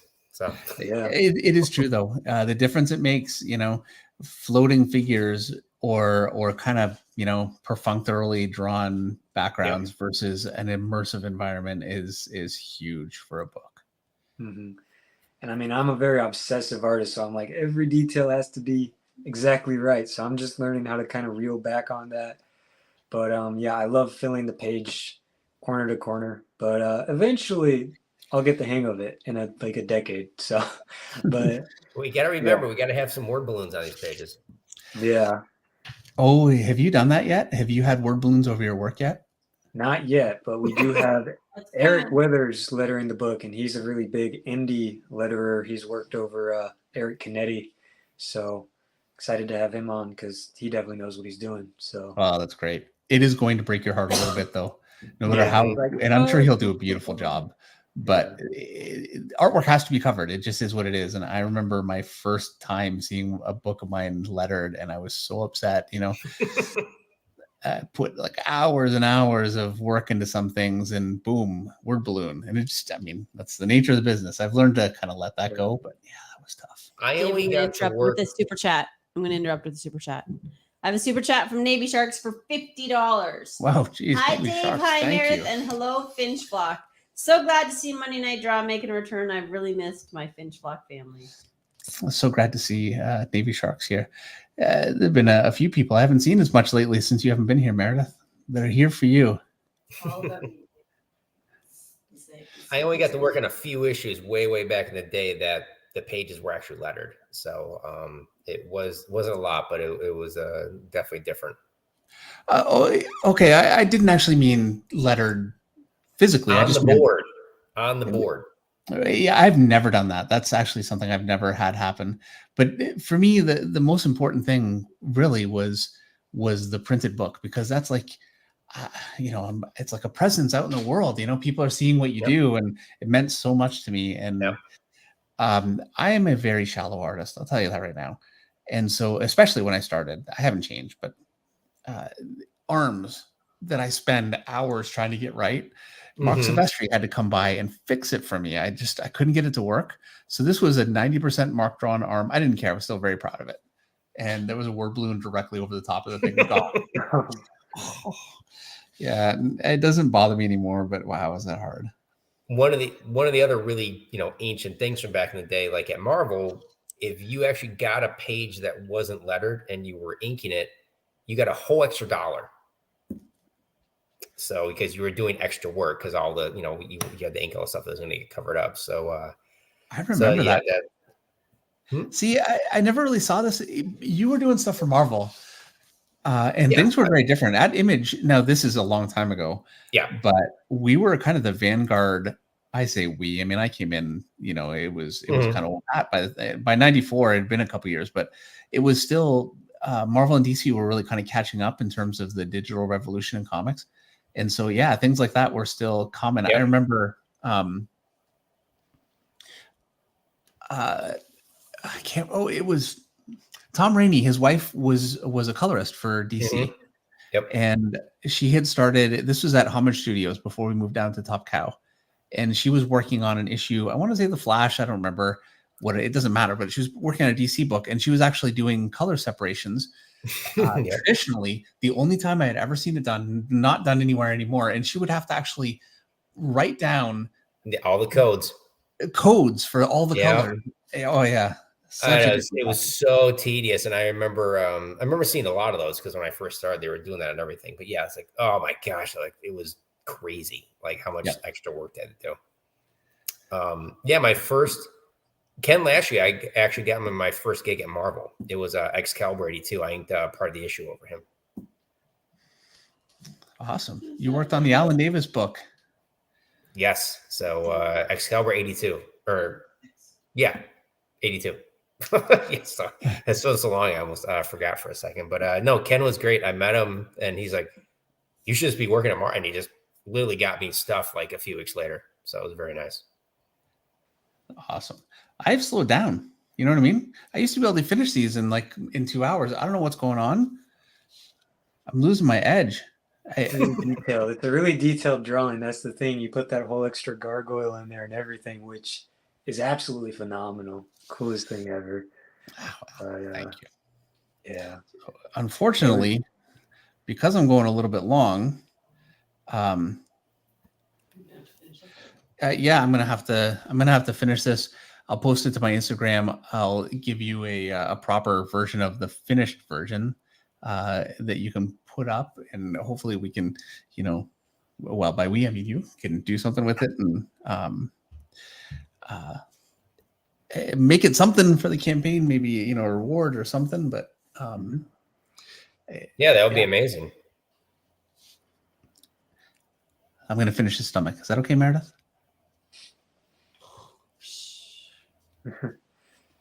See how much better after the camera turns off, you're going to put in all the rain and the lightning and the moon and everything else. Well, I do have to put something back there. So actually, rain is not a bad idea. Rain. There's no windows in the rain, so just make it rain. Rain kind of takes me longer than it probably should, but I don't care. I love doing it. So yeah, I think you know what? I'm definitely going to do that. It'll have rain. That's so cool. I love rain. I finally contributed. There you go. But super excited for this story. You captured the epic gothic grandeur of everything that Amarok is, which is just the coolest thing. And it was really cool seeing Rob Willis. He's an indie artist, but he's done work for Rob Liefeld a little bit. But he's the main cover, so it was really cool because I told him just kind of do whatever you want, and he put in that awesome sci-fi gargoyle that he's perching on. I think we can probably show it at the end of the stream, but and you did the same thing, and it looks just as cool. So super happy. Yeah, well, he really did. The grittiness Dave puts in is like the coolest grit. I mean, it's just even like that cover I showed earlier for my thing. I was like, it was so raw and just you could feel it. Like you could feel the energy coming through. It's like his the way he throws that stuff down. It's so gritty and just like ugh. Exactly. Well, thank you. All right. Okay. I'm going to stop there. We're going to show you guys that video, and I'm not going to turn it down this time. So let's do that. Hopefully you guys can hear it. But turn it up to 11. Yeah.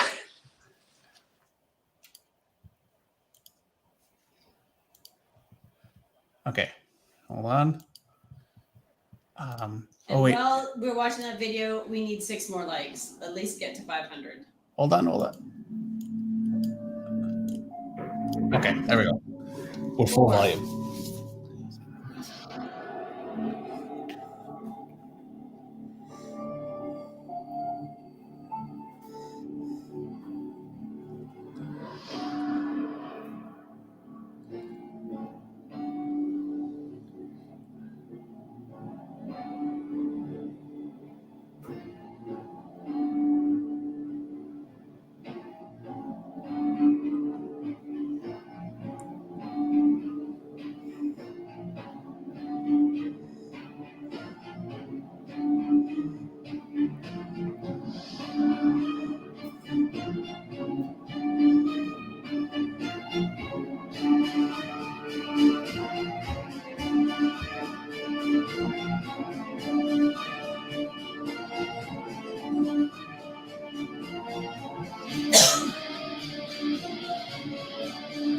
Here comes the guitar.